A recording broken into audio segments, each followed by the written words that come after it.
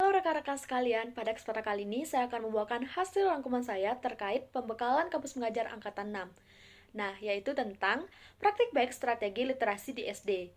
Nah, rekan-rekan sekalian, nantinya kita atau saya menjadi calon tenaga pendidik, saya harus membutuhkan suatu buku cerita atau buku-buku lainnya untuk menunjang kegiatan literasi di SD tersebut.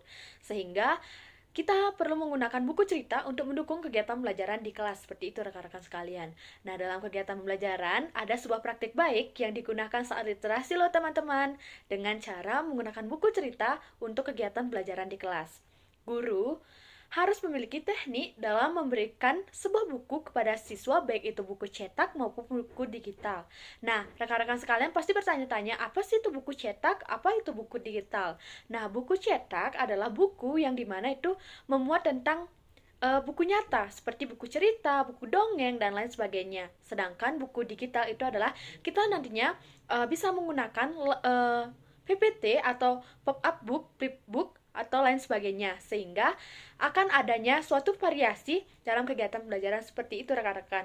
Nah, di mana dari hal tersebut agar nantinya peserta didik tidak bosan ketika membaca buku saja, bisa juga dilihat dan didengarkan melalui layar proyektor seperti itu rekan-rekan. Selain itu, guru juga harus memperhatikan buku literasi atau cerita tersebut dengan kurikulum apa yang digunakan.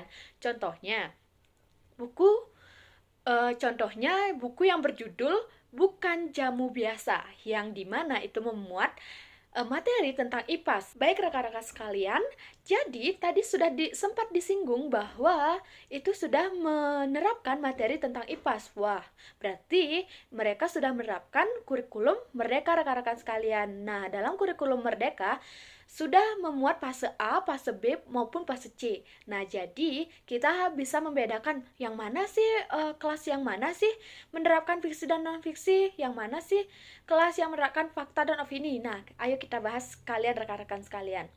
Jadi, pada fase A, yaitu materinya pasti mencangkup fiksi dan non-fiksi rekan-rekan dalam buku ceritanya tersebut. Yang dimana fase A adalah dari kelas 1 sampai dengan kelas 2, yang dimana ceritanya itu adalah Sirama dan ensiklopedia pesawat.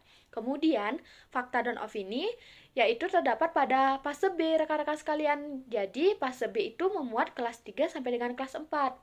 Jadi, cerita yang digunakan itu adalah Selamat Tidur Titan dan teks tentang bekatan. Setelah itu, konten yang digunakan harus sesuai dengan tingkat usia siswa rekan-rekan, nah di mana perspektif yang digunakan pun juga berbeda-beda. Lalu, ilustrasi yang terdapat pada buku cerita tersebut harus menarik perhatian siswa, agar siswa nantinya lebih semangat lagi atau termotivasi lagi dalam kegiatan pembelajaran.